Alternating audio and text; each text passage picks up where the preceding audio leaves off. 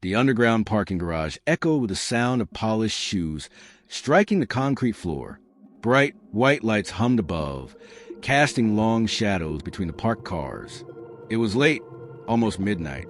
Most of the office workers had gone home hours ago, but not everyone. Amara Johnson knelt near the far corner, a mop bucket beside her, her blue janitor's uniform worn from countless washes. But instead of cleaning, she sat cross-legged on the cold floor, her back against the wall, with an open textbook in her lap. The title read, Principles of Business Management. Her lips moved silently as she underlined sentences with a cheap pen, her thermos of coffee resting beside her, half empty. She was exhausted, her hands raw from scrubbing floors, but her eyes burned with determination. And then the sound of footsteps.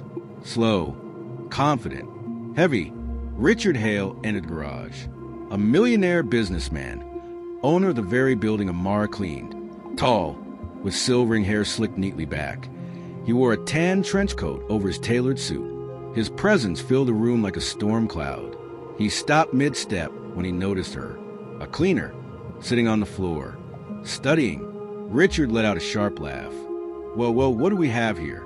The help reading about business? Amara quickly closed the book, embarrassed.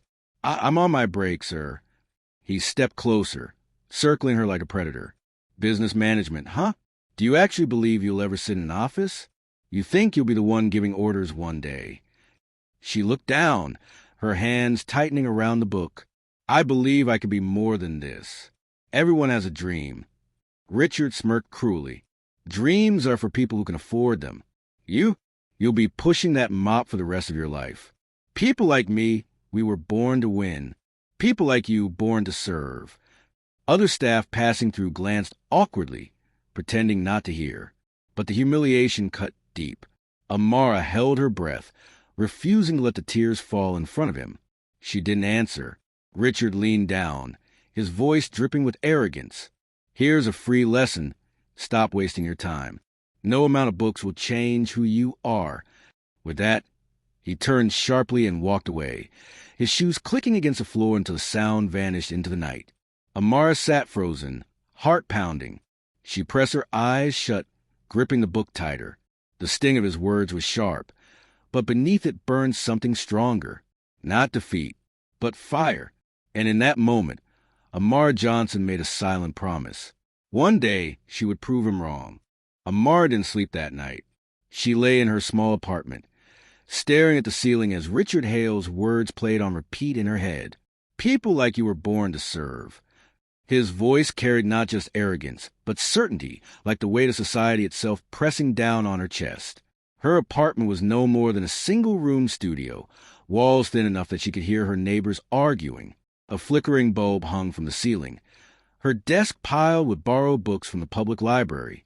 On the nightstand, a photo frame stood, a younger Amara, in high school, holding a first-place trophy for debate. Her smile in that photo glowed with possibility. But possibility had slipped away quickly. She had been one of the brightest students in her class, always dreaming of becoming a business leader, maybe even starting her own company. Teachers had encouraged her, telling her she had CEO potential. But after her mother's sudden illness, Amara dropped out of college to work full-time. Bills didn't wait for dreams. Cleaning buildings was supposed to be temporary. Yet 5 years later, here she was, still mopping floors, still wearing the same uniform, still invisible to the world. And then there was Richard Hale, the embodiment of everything she wanted and everything standing in her way. The next day, as she pushed her mop through the echoing marble lobby, she overheard 2 junior executives talking about him. Mr. Hale is hosting that big gala this weekend. One said, he's announcing his new expansion into Europe.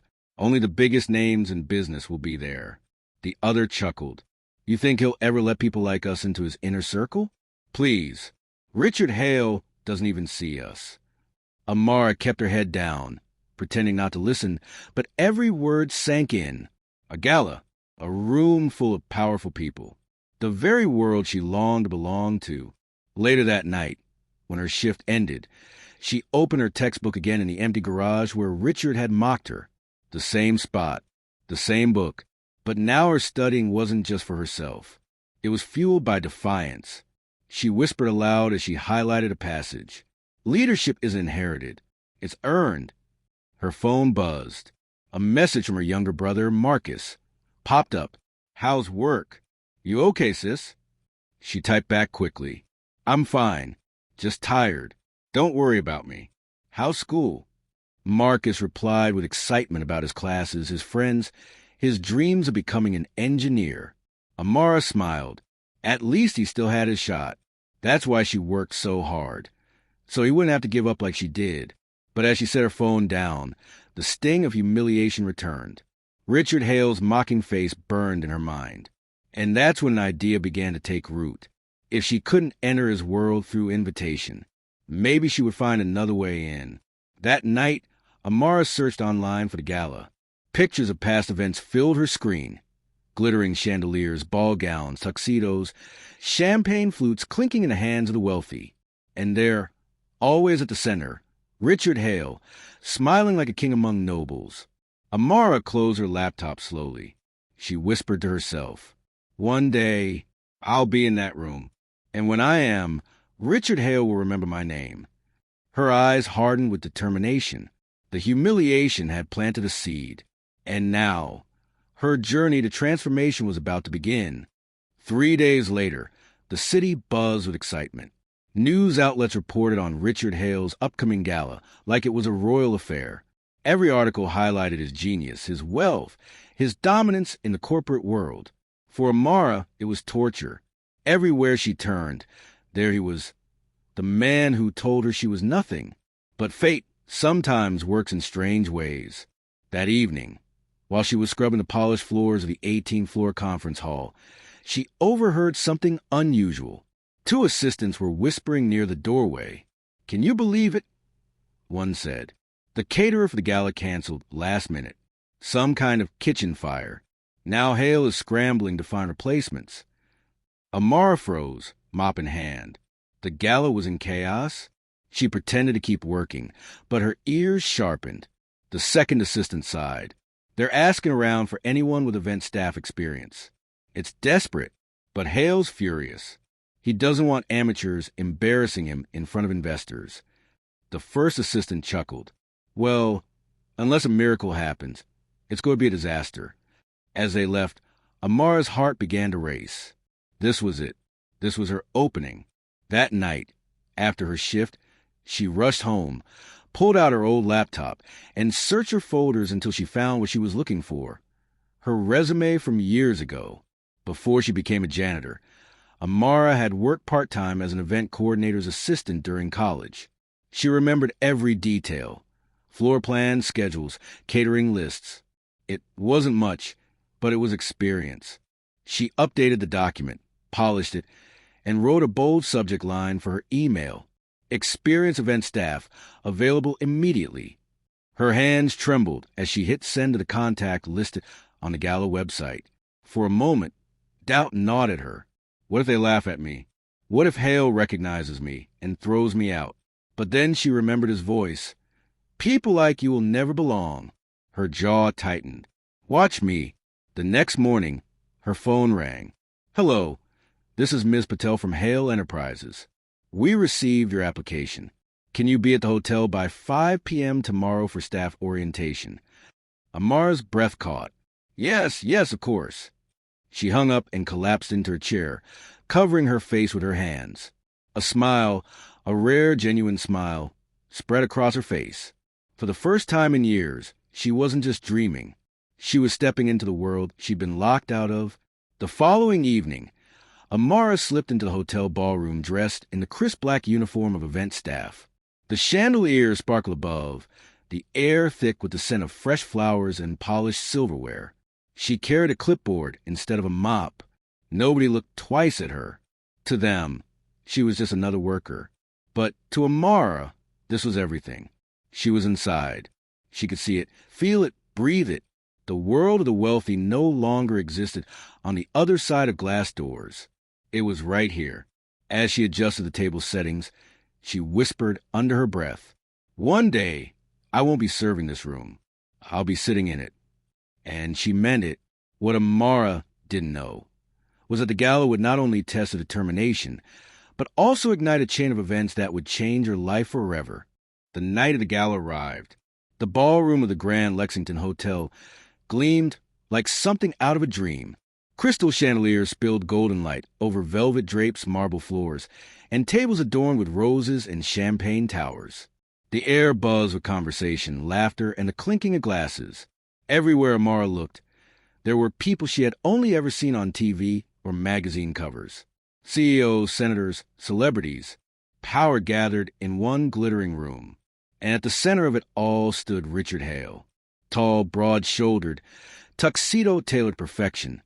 He looked every inch the king of this empire, smiling, shaking hands, commanding attention. When he laughed, the crowd laughed with him. Amara kept her head down as she adjusted the champagne flutes on her tray. Her heart thudded in her chest. She was in his world now, closer than she had ever been. And yet, she had to remind herself, you're not here to shine. You're here to serve. Still, being here lit a fire in her. Halfway through the evening, as she refilled glasses near the stage, a voice rang out. "Ladies and gentlemen." Richard boomed, stepping onto the podium. The crowd hushed instantly. "Tonight, we celebrate more than business. We celebrate vision, legacy, and those who dare to lead." The audience applauded. Cameras flashed. But then, Richard's sharp eyes caught something. His smile faltered for just a second. There, by the edge of the stage, holding a tray of champagne, was Amara, the janitor, the girl he had mocked in the parking garage. Richard's grin returned, but this time it was sharper, crueler. "Well, well," he said into the microphone, tone dripping with arrogance. "It seems even our cleaning staff wanted to join the party." Heads turned. Dozens of wealthy eyes landed on Amara. Her blood went cold. Richard stepped closer, looking straight at her. "Tell me, Miss enjoying the show?" Amara opened her mouth, but no words came. Her hands trembled on the tray. Laughter rippled through the audience. Richard chuckled. "Oh, don't be shy. You know, ladies and gentlemen, some people are born to be in rooms like this, and some," he let his gaze sweep over her uniform, "are here to serve drinks." The laughter grew louder. Amara's cheeks burned hot. Every humiliation she had ever felt, every time she was overlooked, underestimated, dismissed, came flooding back. But then something inside her shifted. Her grip on the tray tightened. She straightened her spine. Her voice, steady but clear, rang out across the ballroom. "Maybe tonight I'm serving drinks, but one day I'll own a company like yours. And when I do, I'll make sure no one in my room is ever treated the way you treat people." The ballroom went silent. A murmur spread through the crowd. Some looked shocked, others impressed. Richard's smile faltered. His eyes darkened. "Big words," he sneered. "But words don't make leaders. Results do." And then, with that signature arrogance, he raised his glass and declared, "In fact, let's make it interesting. If you think you have what it takes to be more than a servant, prove it." Gasps echoed. Cameras turned. The crowd leaned in. Richard pointed to a stage at the side of the room, where a live jazz band played softly. He smirked. "Show us your confidence, your presence. Dance. Right here, right now, in front of everyone." The crowd erupted in whispers. Some laughed, expecting her to refuse. Others whispered, "Cool, humiliating." Amara's chest tightened. Dance? In front of all these powerful people? She felt like the floor might swallow her whole. But then she remembered something. A memory. Her mother, years ago, twirling her around their tiny living room, teaching her the waltz. Head high, Amara. Shoulders back. When the world pushes you down, dance like you belong. Because you do. Her heart steadied. Slowly, Amara placed her tray on a nearby table. She took a deep breath, and then she stepped onto the stage. The band paused, looking to Richard. He smirked and gestured for them to play. The soft, elegant notes of a waltz filled the air, and Amara began to dance. Not clumsy, not awkward, but graceful, powerful, confident. Every spin, Every step, every movement told a story, not just of elegance, but of resilience, of a woman who had carried burdens and still found the strength to rise. The ballroom fell silent. Eyes widened. Phone shot to record. Richard's smirk disappeared. For the first time, he looked unsettled. By the time the final note faded, Amara stood tall at the center of the stage, chest rising with breath, eyes blazing with defiance. The room erupted into applause. Not polite claps. Thunderous, roaring applause. Some guests even stood, cheering her name. Amara's face flushed with pride. For once, she wasn't invisible. For once, she wasn't just the cleaner. She was unforgettable. And Richard Hale knew it. The ballroom still buzzed from Amara's performance. Guests whispered her name, replaying the waltz on their phones. For the first time in her life, Amara had owned the room. But Richard Hale? He was fuming. To him, the gala was supposed to showcase his power, not some lowly cleaner. He forced a smile, raised his glass, and said through gritted teeth, "Well, not bad. But remember, ladies and gentlemen, a dance doesn't make you a CEO." The crowd laughed nervously, but the applause for Amara spoke louder than his words. That night, as Amara slipped out the back door, her heart was still racing, not from fear, from possibility. For the first time, she believed the dream she had whispered to herself in the shadows of that garage. One day, I will build something of my own. 3 years later, the world had changed. Newspapers buzzed with headlines about the next rising star in tech. Social media celebrated a young woman who built a startup from scratch, turning late-night study sessions into a multi-million-dollar company. Her name was everywhere. Amara Johnson, CEO of Novosphere Technologies. She had done it, from studying in the dark to leading boardrooms filled with light, from wiping floors to signing contracts with Fortune 500 companies. Her journey became a story of grit, resilience, and vision. But fate wasn't finished weaving her story. The meeting, one crisp autumn morning, Amara's assistant knocked gently on her glass office door. "Ma'am, your next meeting is here." Amara looked up from her laptop. "Send them in." The door opened, and in walked Richard Hale. His once confident stride was slower now. His empire had stumbled, investments failed, his company bleeding under poor leadership. He needed help, and the help he needed sat right in front of him. For a moment, the room was silent. Their eyes met. Richard's flickered with disbelief, then recognition, then shame.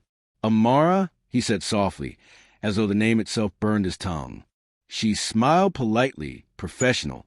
"Mr. Hale, please have a seat." He lowered himself into the chair. For the first time, Richard Hale looked small. I didn't realize you were the CEO," he muttered. Amara folded her hands calmly on the desk. "I imagine you didn't." Silence hung heavy. Finally, Richard cleared his throat. "My company is in trouble. We need investors, partnerships. I was told Novosphere could help us." Amara studied him. The man who once mocked her, humiliated her in front of hundreds, now sat across from her, asking for a lifeline. And in that moment, she remembered every cruel word, every laugh, every humiliation. But she also remembered her mother's voice. "Head high, Amara. Shoulders back. When the world pushes you down, rise with grace." She leaned forward, her voice steady, commanding. "You're right, Mr. Hale. Words don't make leaders. Results do, and the result of your arrogance is sitting right in front of you." Richard swallowed hard. His eyes dropped to the floor. Amara continued, "I built this company from nothing. I earned my place here. And now, you're the one asking for help." The silence stretched. Then, slowly she stood. Her presence filled the room. "I'll consider your proposal. But let this be the lesson you never forget. Never underestimate anyone, because the person you belittle today might be the one signing your paycheck tomorrow." Richard nodded, humiliated, but unable to argue. As he left the office, Amara stood by the window, looking out at the city skyline. She wasn't a cleaner anymore. She wasn't invisible. She was proof that no dream is too far, no obstacle too heavy, and no insult strong enough to break a determined soul. Epilogue. Months later, Richard's company merged under Novosphere. The once arrogant millionaire now sat in meetings as a subordinate to the woman he had mocked. And Amara? She never stopped hiring staff from humble backgrounds. She never stopped mentoring young dreamers who reminded her of herself. Because she knew true power isn't about wealth or titles. It's about lifting others as you rise. And that was Amara Johnson's legacy. This is the story of how a millionaire underestimated a cleaner, and how that cleaner rose to become the CEO who rewrote the rules. Remember, greatness can come from anywhere, and the truth is never just one shade.